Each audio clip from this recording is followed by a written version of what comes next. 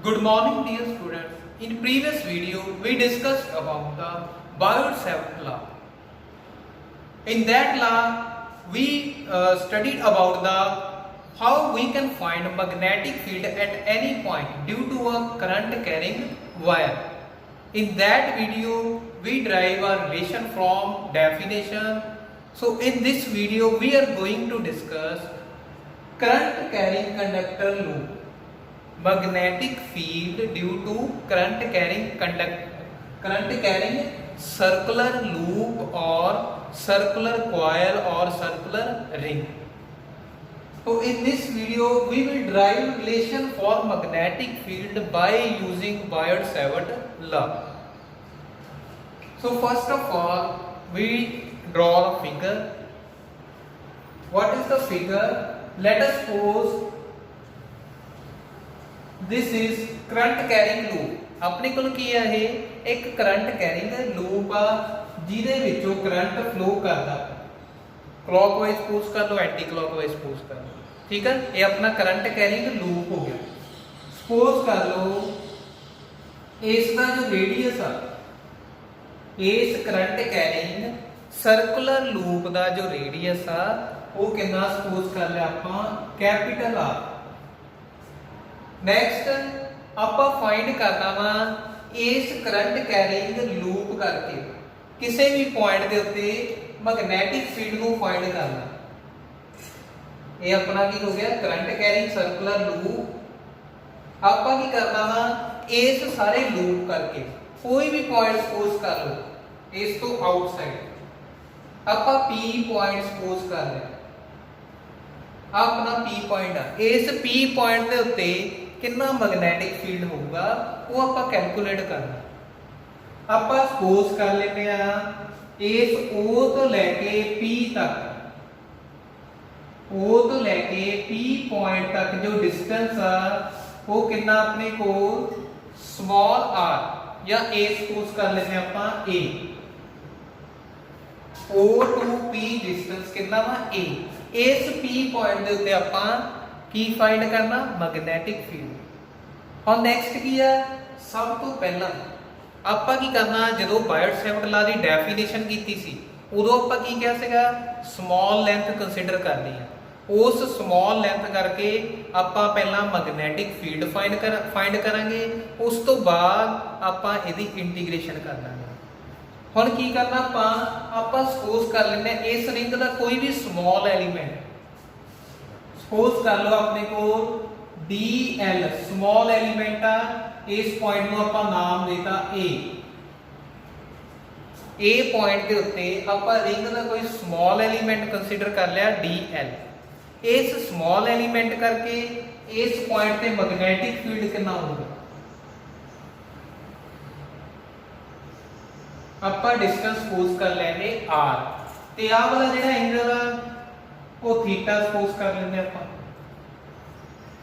ਇਸ small element ਤੋਂ ਇਸ P ਪੁਆਇੰਟ ਦਾ ਡਿਸਟੈਂਸ ਕਿੰਨਾ ਵਾ r ਉਸ ਤੋਂ ਬਾਅਦ ਹੁਣ ਜਦੋਂ ਆਪਾਂ ਡੈਫੀਨੇਸ਼ਨ ਕੀਤੀ ਸੀ ਉੱਥੇ ਤੁਹਾਨੂੰ ਦੱਸਿਆ ਗਿਆ ਸੀ ਕਿ ਜਿਹੜਾ ਉਸ ਪੁਆਇੰਟ ਦੇ ਉੱਤੇ ਮੈਗਨੈਟਿਕ ਫੀਲਡ ਹੋਊਗਾ ਉਹ ਹਮੇਸ਼ਾ ਉਸ ਪੁਆਇੰਟ ਤੋਂ ਪਰਪੈਂਡੀਕੂਲਰ ਹੋਊਗਾ ਕਹਿਣ ਦਾ ਮਤਲਬ ਆਹ ਜਿਹੜੀ ਆਪਾਂ ਲਾਈਨ ਡਰਾ ਕੀਤੀ ਆ ਆਹ ਵਾਲੀ ਇਸ ਲਾਈਨ ਤੋਂ ਆਪਣਾ ਮੈਗਨੈਟਿਕ ਫੀਲਡ ਜਿਹੜਾ इस स्मॉल एलिमेंट करके कल्ले DL एलिमेंट करके जो भी मैग्नेटिक फील्ड प्रोड्यूस होगा वो इस लाइन तो परपेंडिकुलर होगा DB आ मैग्नेटिक फील्ड आ किदे करके सिर्फ इतने स्मॉल एलिमेंट करके आप पूरी रिंग करके फाइंड करांगे और ये तो अपने को फिगर आ गई कि अपना स्मॉल एलिमेंट कंसीडर किया उस स्मॉल एलिमेंट करके इस P पॉइंट ਦੇ ਉੱਤੇ ਕਿੰਨਾ ਮੈਗਨੈਟਿਕ ਫੀਲਡ ਆ ਗਿਆ RDB ਹੁਣ ਨੈਕਸਟ ਆਪਾਂ ਕੀ ਕਰਨਾ ਇਸ ਨੂੰ ਕੰਪੋਨੈਂਟ ਕੇ ਡਿਵਾਈਡ ਕਰਨਾ ਇਸ ਲਾਈਨ ਤੋਂ ਇੱਕ ਲਾਈਨ ਡਰਾ ਕਰ ਲਈ ਪਰਪੈਂਡੀਕੂਲਰ ਆ ਐਂਗਲ ਵੀ ਕਿੰਨਾ ਹੋਊਗਾ ਆਪਣੇ ਕੋਲ ਥੀਟਾ ਠੀਕ ਹੈ ਕਿਉਂਕਿ ਆਪਾਂ ਦੇਖੋ ਫਾਈਂਡ ਕਰ ਸਕਦੇ ਆ ਆ ਵਾਲੀ ਜਿਹੜੀ ਲਾਈਨ ਸੀਗੀ ਆ ਐਂਗਲ ਥੀਟਾ आ जिहड़ा मैग्नेटिक फील्ड सीगा वो इस लाइन तो परपेंडिकुलर सीगा आपां की कीता इहदे ते एक लाइन ड्रा कर ली परपेंडिकुलर इस तरह मतलब आ एंगल टोटल कितना 90 ते आ वाला कितना बच गया 90 माइनस थीटा। आ एंगल 90 माइनस थीटा बच गया है। हम आप आ कैलकुलेट कर सकते हैं, दसो आ एंगल कितना होगा। आ देखो आ वाली लाइन ते आ वाली लाइन परपेंडिकुलर है, जे परपेंडिकुलर है आप x सपोज कर लेते हैं 90 minus theta plus x equal to 90। ठीक है, आ सारा टोटल एंगल कितना बन गया 90 का, मतलब 90 माइनस थीटा प्लस x कितना हो गया 90, क्योंकि आ लाइन ते आ परपेंडिकुलर सी। आ तो देखो कैंसिल हो गए, आ माइनस दूसरी साइड जाके प्लस हो जू, थीटा कितना आ जाऊगा अपने को x के बराबर, मतलब x की वैल्यू भी तुसी की पुट कर सकते हैं थीटा। आ वाला एंगल कितना होगा थीटा, आ इस करके मैं थीटा पुट कीता इस एंगल में। हुण आपां की करना भी इस dB ਨੂੰ टू कंपोनेंट से डिवाइड कर दे। सब तो पहला आपां की करना, क्योंकि आपां यूज करना Biot Savart law, according to Biot Savart law. तीसरा Biot Savart law dB equal to mu naught over 4 pi I dl, current element आ गया, ओवर डिस्टेंस का स्क्वायर, डिस्टेंस कितना r स्क्वायर sin थीटा। हम पास सपोज कीता इस एंगल ਨੂੰ ਆਪਾਂ कोई ਹੋਰ एंगल सपोज कर लिया phi। ठीक है, एक ही बन जाएगा अपने को sin phi। ਹੁਣ देखो ਜਿਹੜਾ ਆਪਾਂ एलिमेंट कंसीडर कीता वा ते ਉਹ एलिमेंट की आ इस रिंग तो जी आप लाइन कंसीडर की है। सपोज कर लो अपने को कोई सर्कुलर लूप, इस लूप के उत्ते तुसी कोई भी स्मॉल एलीमेंट मतलब पॉइंट की तरह कोई एलीमेंट कंसीडर कर लिया, वो तो जो लाइन ड्रॉ करोगे जिथे भी पॉइंट कंसीडर किया वो लाइन की होगी ये तो परपेंडिकुलर हो, मतलब उस प्लेन तो जो एंगल बनूगा वो 90 डिग्री का होगा। मतलब आ फाई की जो वैल्यू है, मतलब आ प्लेन आ एक रिंग का, ये रिंग तो जी तुसी लाइन ड्रॉ करते पे हैं वो उस एलीमेंट तो हमेशा परपेंडिकुलर होगी, नॉर्मल होगी। अपन को पता जी नॉर्मल होंगी है फाई कितना बन जाऊगा 90 डिग्री ते साइन 90 कितना हो जाऊगा 1 होगा। ते अपने को रिलेशन भी बन गया dB equal to mu naught over 4 pi I dl over r square, equation number 1। मतलब इनू आपां बायोट-सैवर्ट लॉ ओबे कराता, ये बायोट-सैवर्ट लॉ ओबे करदा, मतलब इस एलीमेंट करके इत्थे मैग्नेटिक फील्ड की वैल्यू आ वाली होगी। हुण आपां की करना, आपां तां पूरी रिंग करके कैलकुलेट करना मैग्नेटिक फील्ड। हुण नैक्सट आपां देखो की करना, आपां बिल्कुल इहदे ऑपोजिट एक होर एलीमेंट कंसीडर करन लगे हां सेम ही लेंथ दा dl, रेडियस सेम ही रहूगा r, आ भी कितना सी r। जे ਇਹਦੇ ਆਪੋਜ਼ਿਟ ਰਿੰਗ ਦਾ ਰੇਡੀਅਸ ਸੇਮ ਆ ਤਾਂ ਪੁਆਇੰਟ ਵੀ ਇਕੁਅਲ ਡਿਸਟੈਂਸ ਤੇ ਹੋਊਗਾ। ਇਹਦਾ ਮਤਲਬ ਇਹਦੇ ਕਰਕੇ ਵੀ ਕੀ ਹੋਊਗਾ, ਜਿਹੜਾ ਆ ਡਿਸਟੈਂਸ ਆ ਉਹ ਕੀ ਹੋਊਗਾ ਸੇਮ ਹੋਊਗਾ ਇਸ ਐਲੀਮੈਂਟ ਕਰਕੇ ਵੀ।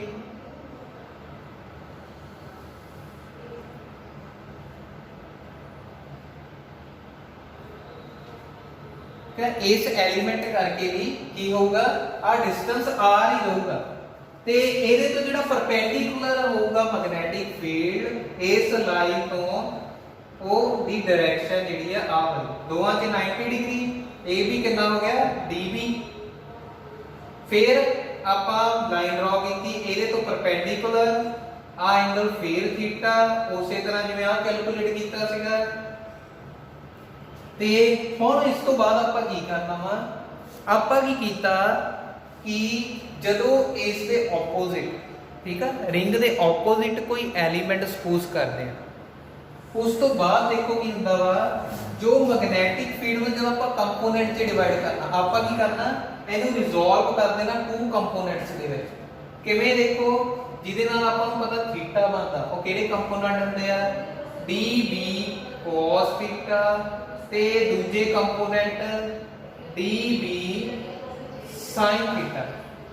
ठीक है, अपने को दो कंपोनेंट आ गए dB cos θ ਜਿਹਦੇ ਨਾਲ ਐਂਗਲ ਬਣਦਾ ਪਿਆ, ਦੂਸਰੇ ਕੰਪੋਨੈਂਟ ਕਿਹੜੇ ਆ dB sin θ, ਇਹਦੇ ਤੋਂ ਪਰਪੈਂਡੀਕੂਲਰ ਹੋਣਗੇ। ਇਸੇ ਤਰ੍ਹਾਂ ਇਹਨੂੰ ਰਿਜ਼ੋਲਵ ਕਰਨਾ ਆਪਾਂ, ਆ ਕਿਹੜੇ ਬਣ ਗਏ dB cos θ ਤੇ dB sin θ ਇਹਦੇ ਅਲੋਂਗ ਹੀ ਆ ਜਾਣਾ। ਹੁਣ ਆਪਾਂ ਨੈਕਸਟ ਕੀ ਕਰਨਾ, ਆਪਾਂ ਇਹ ਲਾਈਨ ਲਿਖਾਂਗੇ ਕਿ ਜਦੋਂ ਆਪਾਂ ਰਿਜ਼ੋਲਵ ਕੀਤਾ, resolve dB into two components dB cos θ and dB sin θ। ਉਸ ਤੋਂ ਬਾਅਦ ਕੀ ਲਿਖਾਂਗੇ ਆਪਾਂ, when we consider opposite length on the circular ring, then ਕੀ ਹੋਊਗਾ cos θ ਕੰਪੋਨੈਂਟ ਆ ਜਿਹੜੇ, ਆ ਦੇਖੋ ਜਿਹੜੇ cos θ ਕੰਪੋਨੈਂਟ ਆ ਉਹਨਾਂ ਦੀ ਡਾਇਰੈਕਸ਼ਨ ਕੀ ਆ ਆਪੋਜ਼ਿਟ ਹੋਗੀ, ਪਰ ਮੈਗਨੀਟਿਊਡ ਕੀ ਆ ਸੇਮ ਆ। ਇਸ ਕਰਕੇ ਆਪਾਂ ਲਿਖਾਂਗੇ ਕਿ ਜਿਹੜੇ cos θ ਕੰਪੋਨੈਂਟ ਹੋਣਗੇ ਪੂਰੀ ਰਿੰਗ ਦੇ ਨਾਲ, ਜਦੋਂ ਆਪਾਂ ਇਸ ਤਰ੍ਹਾਂ ਦੇ ਐਲੀਮੈਂਟ ਕੰਸੀਡਰ ਕਰਦੇ ਜਾਵਾਂਗੇ ਆਪੋਜ਼ਿਟ ਜਿੱਥੇ ਮਰਜੀ, ਉਹ cos θ ਕੰਪੋਨੈਂਟ ਹਮੇਸ਼ਾ ਕੀ ਹੋਣਗੇ ਕੈਨਸਲ ਹੋਣਗੇ। ਸਿਰਫ ਜਿਹੜਾ ਮੈਗਨੈਟਿਕ ਫੀਲਡ ਹੋਊਗਾ ਉਹ ਕਿਹਦੇ ਕਰਕੇ ਹੋਊਗਾ, ਆਪਣੇ ਕੋਲ dB sin θ ਕੰਪੋਨੈਂਟਸ ਕਰਕੇ, ਠੀਕ ਹੈ। ਜੋ ਵੀ ਆਪਣਾ ਮੈਗਨੈਟਿਕ ਫੀਲਡ ਆ ਉਹ ਕਿਹਦੇ ਕਰਕੇ ਆ dB sin θ ਕੰਪੋਨੈਂਟਸ ਕਰਕੇ ਹੋਊਗਾ। dB cos θ ਕੰਪੋਨੈਂਟ ਆ ਉਹ ਕੈਨਸਲ ਹੋ ਜਾਣਗੇ। ਇਹਦਾ ਮਤਲਬ ਕੀ ਹੋਇਆ, ਆਪਣੇ ਕੋਲ ਜੋ ਮੈਗਨੈਟਿਕ ਫੀਲਡ ਆ ਉਹ ਸਿਰਫ dB sin θ ਕੰਪੋਨੈਂਟਸ ਕਰਕੇ ਹੀ ਹੋਊਗਾ। ਮਤਲਬ ਰਿੰਗ ਨੇ ਜੋ ਵੀ ਮੈਗਨੈਟਿਕ ਫੀਲਡ ਪ੍ਰੋਡਿਊਸ ਕਰਨਾ ਵਾ ਉਹ ਸਿਰਫ ਕਿਹਦੇ ਕਰਕੇ ਕਰਨਾ ਵਾ, dB sin θ ਕੰਪੋਨੈਂਟਸ ਕਰਕੇ ਹੀ ਕਰਨਾ ਵਾ। ਇਹਦਾ ਮਤਲਬ ਇਹ ਲਾਈਨ ਆਪਾਂ ਲਿਖਣੀ ਆ ਕਿ ਜਦੋਂ ਆਪਾਂ ਰਿਜ਼ੋਲਵ ਕੀਤਾ dB ਨੂੰ ਟੂ ਕੰਪੋਨੈਂਟਸ ਦੇ ਵਿੱਚ, ਇੱਕ ਕਿਹੜੇ ਸੀ dB cos θ dB sin θ, dB cos θ ਕੰਪੋਨੈਂਟਸ ਦਾ ਇਫੈਕਟ ਜੋ ਆ ਕੈਨਸਲ ਆਊਟ ਹੋ ਜਾਊਗਾ ਕਦੋਂ, when we consider opposite length on the ring। ਤੇ ਜੋ ਟੋਟਲ ਮੈਗਨੈਟਿਕ ਫੀਲਡ ਹੋਊਗਾ ਉਹ ਕਿਹਦੇ ਕਰਕੇ ਹੋਊਗਾ dB sin θ ਕੰਪੋਨੈਂਟਸ ਕਰਕੇ। ਇਹਦਾ ਮਤਲਬ ਜਿਹੜਾ ਆਪਣੇ ਕੋਲ ਟੋਟਲ ਮੈਗਨੈਟਿਕ ਫੀਲਡ ਆ ਇਸ ਰਿੰਗ ਕਰਕੇ ਉਹ ਕਿਹਦਾ ਕੰਬੀਨੇਸ਼ਨ ਆ dB sin θ ਕੰਪੋਨੈਂਟਸ। ਸਮੇਸ਼ਨ ਦਾ ਮਤਲਬ ਆਪਾਂ ਕੀ ਆ, ਜਦੋਂ ਵੀ ਆਪੋਜ਼ਿਟ ਲੈਂਥ ਕੰਸੀਡਰ ਕਰਾਂਗੇ, ਇਹ ਤਾਂ ਸਮਾਲ ਪਾਰਟ ਆ, ਹੋਰ ਕਿਤੇ ਕੰਸੀਡਰ ਕਰਾਂਗੇ ਹੋਰ, ਉਹ ਸਾਰੀਆਂ ਐਡ ਹੋ ਗਈਆਂ, ਠੀਕ ਆ। ਉਹਨਾਂ ਕਰਕੇ ਜੋ ਵੀ ਆਪਣੇ ਕੋਲ sin θ ਦਾ dB sin θ ਦਾ ਕੰਟਰੀਬਿਊਸ਼ਨ ਹੋਊਗਾ ਉਹ ਸਾਰਿਆਂ ਨੂੰ ਐਡ ਕਰ ਲਵਾਂਗੇ। ਹੁਣ ਕੀ ਆਪਣੇ ਕੋਲ ਇਹ ਰਿੰਗ ਦੇ ਵਿੱਚ ਜਿਹੜਾ ਕਰੰਟ ਆ ਉਹ ਯੂਨੀਫਾਰਮਲੀ ਫਲੋ ਹੁੰਦਾ ਪਿਆ, ਤੇ ਜਿਹੜੀ ਆਪਾਂ ਲੈਂਥ ਕੰਸੀਡਰ ਕਰਨੀ ਆ ਉਹ ਵੀ ਕੀ ਹੋਊਗੀ ਇਕੁਅਲੀ ਹੋਊਗੀ, ਮਤਲਬ ਕੰਟੀਨਿਊ ਹੋਊਗੀ। ਜਦੋਂ ਵੀ ਆਪਾਂ ਕੰਟੀਨਿਊ ਦੀ ਗੱਲ ਕਰਦੇ ਆ ਉਸ ਵੇਲੇ ਕੀ ਹੁੰਦਾ ਵਾ, ਆਪਾਂ ਇਸ ਸਮੇਸ਼ਨ ਨੂੰ ਇੰਟੀਗ੍ਰੇਸ਼ਨ ਦੇ ਵਿੱਚ ਚੇਂਜ ਕਰ ਸਕਦੇ। ਇਹ ਡਿਸਕ੍ਰੀਟ ਵੇਲੇ ਲਾਉਂਦੇ ਆਪਾਂ, ਠੀਕ ਹੈ। ਤੇ ਜੇ ਕੰਟੀਨਿਊ ਦੀ ਗੱਲ ਆ, ਮਤਲਬ ਇਕੁਅਲ ਇੰਟਰਵਲ ਦੇ ਵਿੱਚ ਯੂਨੀਫਾਰਮ ਕਰੰਟ ਫਲੋ ਕਰਦਾ ਪਿਆ, ਆਪਾਂ ਕੀ ਕਰਨਾ ਉਸ ਨੂੰ ਇੰਟੀਗ੍ਰੇਸ਼ਨ ਦੇ ਵਿੱਚ ਚੇਂਜ ਕਰ ਦੇਣਾ। ਤੇ ਹੁਣ ਆਪਾਂ ਇਹਦੀ ਵੈਲਿਊ ਪੁੱਟ ਕਰਦੇ ਆ from equation 1 dB the value ਆਪਣੇ ਕੋਲ ਆ ਪਈ, ਪੁੱਟ ਕਰ ਦੋ ਇਹਦੇ ਚ B ਇਕੁਅਲ ਆ ਜਾਊਗਾ ਇੰਟੀਗ੍ਰੇਸ਼ਨ dB ਦੀ ਵੈਲਿਊ ਪੁੱਟ ਕਰੋ mu naught over 4 pi IDL over R square into sin θ। Value ਪੁੱਟ ਕਰਤੀ ਆਪਾਂ ਸਿਰਫ। ਉਸ ਤੋਂ ਬਾਅਦ ਕੀ ਕਰਨਾ ਆਪਾਂ, ਜਿਹੜੇ ਕਾਂਸਟੈਂਟ ਸਾਰੇ ਇੰਟੀਗ੍ਰੇਸ਼ਨ ਤੋਂ ਬਾਹਰ ਆ ਜਾਣਗੇ, v equal to mu naught over 4 pi sin θ over r square। ਕੱਲਾ ਕੌਣ ਵੇਰੀ ਕਰਦਾ ਪਿਆ dl, ਠੀਕ ਹੈ। ਸਮਾਲ ਲੈਂਥ ਆ, ਇਹ ਜਿਵੇਂ ਜਿਵੇਂ ਆਪਾਂ ਲੈਂਥ ਵਧਾਵਾਂਗੇ ਇਹ ਲੈਂਥ ਵੀ ਵੱਧਦੀ ਜਾਊਗੀ, dl ਆ ਚੀਜ਼ ਬਣ ਜੂਗੀ ਆਪਣੇ। ਹੁਣ ਉਸ ਤੋਂ ਬਾਅਦ ਕੀ ਕਰਨਾ ਆਪਾਂ ਦੇਖੋ ਇਸ dl ਦੀ ਇੰਟੀਗ੍ਰੇਸ਼ਨ ਦਾ ਮਤਲਬ ਕੀ ਆ ਕਿ ਜਿਹੜਾ ਆਪਣੇ ਕੋਲ ਲੂਪ ਆ ਉਸ ਲੂਪ ਦੀ ਪੂਰੀ ਲੈਂਥ ਕਿੰਨੀ ਹੈ। ਆਪਾਂ ਨੂੰ ਪਤਾ ਜੇ ਆਪਾਂ ਲੂਪ ਨੂੰ ਖੋਲ ਦਈਏ ਇੱਕ ਲਾਈਨ ਬਣ ਗਈ ਆਪਣੇ ਕੋਲ, ਠੀਕ ਹੈ। ਮਤਲਬ ਇਹ ਲੂਪ ਆਪਾਂ ਨੂੰ ਕੀ ਰਿਪਰੈਜ਼ੈਂਟ ਕਰਦਾ ਪਿਆ ਵਾ ਕਿ ਇਸ ਸਰਕਲ ਦਾ ਸਰਕਮਫਰੈਂਸ ਕਿੰਨਾ, ਜਿੰਨਾ ਉਹਦਾ ਸਰਕਮਫਰੈਂਸ ਹੋਊਗਾ ਘੇਰਾ ਉਨੀ ਉਹਦੀ ਲੈਂਥ ਹੋਊਗੀ। ਇਸ ਕਰਕੇ ਜਦੋਂ ਆਪਾਂ dl ਦੀ ਇੰਟੀਗ੍ਰੇਸ਼ਨ ਕਰਾਂਗੇ ਉਹ ਕੀ ਆ ਜਾਊਗਾ ਆਪਣੇ ਕੋਲ ਸਰਕਮਫਰੈਂਸ ਆਫ ਦਾ ਸਰਕਲ ਕਿੰਨਾ ਹੁੰਦਾ 2 ਪਾਈ ਆ। ਇਹਦਾ ਮਤਲਬ ਆਪਣੇ ਕੋਲ ਕੀ ਬਣ ਜਾਊਗਾ b equal to mu naught over 4 pi sin theta ਦੀ ਵੈਲਿਊ ਤੁਸੀਂ ਪੁੱਟ ਕਰ ਸਕਦੇ ਆ। ਪਹਿਲਾਂ ਇਹਨੂੰ ਸੋਲਵ ਕਰਦੇ ਆਪਾਂ sin थीटा ਬਾਈ r ਸਕੁਅਰ dl ਦੀ integration 2 pi r radius r ਸੀ, ਇਸ ਕਰਕੇ ਕਿੰਨਾ ਆ ਗਿਆ ਆਪਣੇ ਕੋਲ 2 ਪਾਈ r ਆ ਗਿਆ ਆਪਣੇ ਕੋਲ। ਹੁਣ ਨੈਕਸਟ ਆਪਾਂ ਕੀ ਕਰਨਾ ਵਾ sin थीटा ਦੀ ਵੈਲਿਊ ਕੈਲਕੂਲੇਟ ਕਰਨੀ। ਜਿਹੜੀ ਮਰਜ਼ੀ ਟ੍ਰਾਇੰਗਲ ਕੰਸੀਡਰ ਕਰ ਲਓ, ਜਿਹੜੀ ਮਰਜ਼ੀ ਟ੍ਰਾਇੰਗਲ ਕੰਸੀਡਰ ਕਰ ਲਓ, ਚਾਹੇ OAP ਵਾਲੀ ਜਾਂ ਆਪਾਂ ਇੱਥੇ B ਪੁਆਇੰਟ ਕੰਸੀਡਰ ਕਰ ਲੈਂਦੇ ਆ OBP ਵਾਲੀ। ਹੁਣ ਜਦੋਂ ਆਪਾਂ sin ਦੀ ਵੈਲਿਊ ਕੈਲਕੂਲੇਟ ਕਰਾਂਗੇ from triangle OAB sin theta ਕੀ ਹੁੰਦਾ, sin ਥੀਟਾ ਕੀ ਹੁੰਦਾ ਪਰਪੈਂਡੀਕੂਲਰ ਓਵਰ ਹਾਈਪੋਟੇਨਿਊਜ਼। ਪਰਪੈਂਡੀਕੂਲਰ ਆ ਪਿਆ, ਹਾਈਪੋਟੇਨਿਊਜ਼ ਆ ਵਾਲਾ ਕੀ ਬਣ ਜਾਊਗਾ ਆਪਣੇ ਕੋਲ r ਓਵਰ ਹਾਈਪੋਟੇਨਿਊਜ਼ ਕਿੰਨਾ ਸਮਾਲ r। ਇਹ ਵੈਲਿਊ ਆਪਾਂ ਕੀ ਕਰਨੀ ਆ ਇਹਦੇ ਚ ਪੁੱਟ ਕਰ ਦੇਣੀ ਆ। ਦੇਖੋ ਕੀ ਬਣੂਗਾ ਆਪਣੇ ਕੋਲ ਜਦੋਂ ਆਪਾਂ ਇਹਦੇ ਚ ਵੈਲਿਊ ਪੁੱਟ ਕਰਾਂਗੇ b equal to mu naught over 4 pi sin theta ਦੀ ਵੈਲਿਊ ਆ ਗਈ ਆਪਣੇ ਕੋਲ r by r small r। ਇੱਥੇ capital R by small r square into r cube into 2 pi r। b the value ਆ ਗਈ ਆਪਣੇ ਕੋਲ mu naught over 4 pi 2 pi r square by r cube। r ਦੀ value ਵੀ calculate ਕਰ ਸਕਦੇ ਆਪਾਂ ਕਿਵੇਂ, ਪਾਈਥਾਗੋਰਸ ਥਿਊਰਮ ਲਾ ਕੇ। ਆ ਹਾਈਪੋਟੇਨਿਊਜ਼ ਆ ਪਰਪੈਂਡੀਕੂਲਰ ਆ ਕੀ ਹੋ ਗਿਆ ਬੇਸ। ਕੀ ਹੁੰਦਾ ਫਾਰਮੂਲਾ ਹਾਈਪੋਟੇਨਿਊਜ਼ ਦਾ square r square plus a square. r ਦੀ ਵੈਲਿਊ ਕਿੰਨੀ ਆ ਜੂਗੀ r square plus a square ਦਾ ਅੰਡਰ। ਇਹ r ਦੀ ਵੈਲਿਊ ਆਪਾਂ ਇਹਦੇ ਚ ਪੁੱਟ ਕਰ ਲਾਂਗੇ। b ਦੀ ਵੈਲਿਊ ਕਿੰਨੀ ਆ ਜੂਗੀ ਮਿਊ naught over 4 pi 2 pi r square. Under route ਦਾ ਮਤਲਬ ਕਿੰਨਾ ਹੁੰਦਾ ਪਾਵਰ 1/2। ਅੰਡਰ ਰੂਟ ਦਾ ਮਤਲਬ ਪਾਵਰ 1/2 1/2 into 3 3/2 ਬਣ ਗਈ total power r square plus a square ਦੀ ਪਾਵਰ 3/2। ਇਹ ਕੀ ਬਣ ਗਿਆ ਆਪਣੇ ਕੋਲ ਰਿਲੇਸ਼ਨ ਬਣ ਗਿਆ ਕਿਹਦੇ ਕਰਕੇ magnetic field due to a current carrying loop ਜਾਂ ਕਰੰਟ ਕੈਰਿੰਗ ਵਾਇਰ ਜਾਂ ਕਰੰਟ ਕੈਰਿੰਗ ਸਰਕੂਲਰ ਰਿੰਗ ਕਰਕੇ। ਠੀਕ ਹੈ, ਆਪਾਂ ਸਿਰਫ ਕੀ ਕਰਨਾ ਸੀ ਕੰਪੋਨੈਂਟ ਤੇ ਡਿਵਾਈਡ ਕਰਨਾ ਸੀਗਾ। ਜਿਹੜੇ ਕੰਪੋਨੈਂਟ ਕੈਨਸਲ ਹੋ ਗਏ ਉਹ ਨਹੀਂ ਉਹਨਾਂ ਦਾ ਕੰਟਰੀਬਿਊਸ਼ਨ ਹੋਊਗਾ, ਸਿਰਫ ਸਾਈਨ ਦਾ ਸੀਗਾ। dB ਦੀ ਵੈਲਿਊ ਪੁੱਟ ਕਰਤੀ, ਸਾਈਨ ਦੀ ਵੈਲਿਊ ਪੁੱਟ ਕਰਤੀ ਤੇ ਆਪਣੇ ਕੋਲ ਆਹ ਰਿਲੇਸ਼ਨ ਆ ਗਿਆ। ਇਸ ਤੋਂ ਬਾਅਦ ਇਹਦੇ ਸਪੈਸ਼ਲ ਕੇਸ ਆ ਦੋ। ਉਹ ਸਪੈਸ਼ਲ ਕੇਸ ਕੀ ਆ ਆਪਣੇ ਕੋਲ case 1 if point P lies in the center of ring।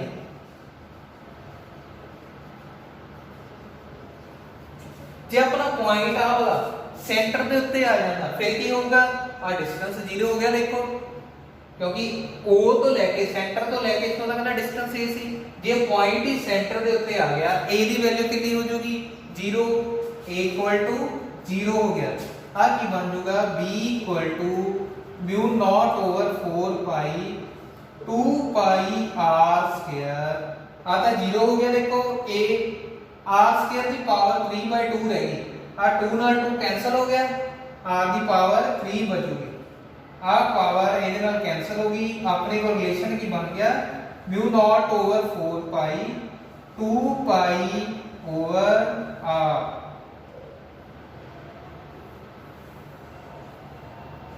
ਇੱਥੇ ਆਪਣੇ ਕੋਲ I dl ਸੀਗਾ, ਕਰੰਟ ਨੂੰ ਆਪਾਂ ਮਿਸ ਕਰਕੇ I ਵੀ ਆਊਗਾ ਕਿਉਂਕਿ dV ਦੀ ਵੈਲਿਊ ਕਿੰਨੀ ਸੀ mu naught over 4 pi I into dl by r square। ਆਪਾਂ I ਨਹੀਂ ਲਿਖਿਆ ਸੀਗਾ ਇਸ ਕਰਕੇ ਇੱਥੇ I ਵੀ ਆਊਗਾ 2 ਪਾਈ I। ਠੀਕ ਆ, ਉਹ ਆਪਾਂ ਮਿਸ ਕਰ ਗਏ ਸੀਗੇ I ਦੀ ਵੈਲਿਊ ਨਾਲ ਹੀ ਆਊਗੀ। ਉਸ ਤੋਂ ਬਾਅਦ ਸੈਕੰਡ ਕੇਸ ਕੀ ਆਪਣੇ ਕੋਲ ਸੈਕੰਡ ਸਪੈਸ਼ਲ ਕੇਸ if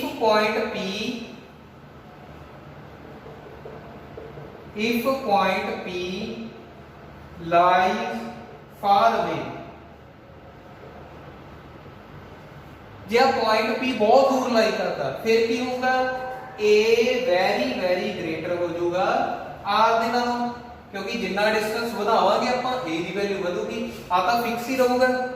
ਇਸ ਵੇਲੇ ਕੀ ਹੋਊਗਾ, A ਵੈਰੀ ਵੈਰੀ ਗ੍ਰੇਟਰ ਹੋ ਜਾਊਗਾ R ਦੇ, ਆਪਾਂ ਕੀ ਕਰਾਂਗੇ therefore ਕਿਹਨੂੰ ਨੈਗਲੈਕਟ ਕਰਾਂਗੇ, ਕਿਉਂਕਿ R ਜਿਹੜਾ ਵਾ ਉਹ ਕੀ ਆ, ਉਹਦੇ ਕੰਪੈਰੀਜ਼ਨ ਸਮਾਲ ਹੋ ਜਾਊਗਾ, ਇਹਦੀ ਵੈਲਿਊ ਵਧ ਜਾਣੀ ਹੈ। R square can be neglected, ਠੀਕ ਹੈ। ਰੇਡੀਅਸ ਇਹਦੇ ਕੰਪੈਰੀਜ਼ਨ ਨੈਗਲੈਕਟ ਹੋ ਜੂ, ਆਪਣੇ ਕੋਲ ਰਿਲੇਸ਼ਨ ਕੀ ਬਣ ਜਾਊਗਾ, ਫਿਰ ਉੱਤੇ ਆ ਵਾਲਾ R square ਉਵੇਂ ਰਹੂਗਾ, b equal to mu naught over 4 pi 2 pi I R square divided by A very very greater है ना, आ खत्म हो गया, तो कितना रह गया अपने को A square की पावर 3/2, अब 2 ਨਾਲ 2 कैंसिल, A की पावर 3 बच जाएगा, ठीक है। ये अपने को की बच जाऊगा ਜਦੋਂ डिस्टेंस ग्रेटर आ किदे नालों, रेडियस ਦੇ ਨਾਲੋਂ, ठीक है। उस ਵੇਲੇ ਆਪਾਂ R square ਨੂੰ ਨੈਗਲੈਕਟ ਕਰ ਦਾਂਗੇ रेडियस ਨੂੰ, ਤੇ ਆ ਰਿਲੇਸ਼ਨ ਆਪਣੇ ਕੋਲ ਬਣ ਗਿਆ। ਇਹ ਸੀਗੇ ਆਪਣੇ ਕੋਲ ਦੋ ਸਪੈਸ਼ਲ ਕੇਸ, ਇੱਕ ਆਪਾਂ ਇਹਦੇ ਸੈਂਟਰ ਦੇ ਉੱਤੇ ਮੈਗਨੈਟਿਕ ਫੀਲਡ ਫਾਈਂਡ ਕਰ ਲਿਆ, दूसरा ਆਪਾਂ ਇਸ ਪੁਆਇੰਟ ਤੋਂ ਵੈਰੀ ਫਾਰ ਅਵੇ, ਠੀਕ ਹੈ। ਇਹ ਜੋ ਆਪਾਂ ਮੈਗਨੈਟਿਕ ਫੀਲਡ ਫਾਈਂਡ ਕੀਤਾ ਸੀ ਇਹਦੀ ਐਕਸਿਸ ਦੇ ਉੱਤੇ ਫਾਈਂਡ ਕੀਤਾ ਸੀ। ਸੋ ਇਹ ਸੀ ਅੱਜ ਦਾ ਆਪਣਾ ਟੌਪਿਕ, ਵੈਰੀ ਇੰਪੋਰਟੈਂਟ ਟੌਪਿਕ ਆ, ਐਗਜ਼ਾਮ ਦੇ ਵਿੱਚ ਬਹੁਤ ਵਾਰ ਰਿਪੀਟ ਹੁੰਦਾ ਵਾ, ਧਿਆਨ ਨਾਲ ਸਮਝਣਾ ਇਹਨੂੰ। ਥੈਂਕਸ।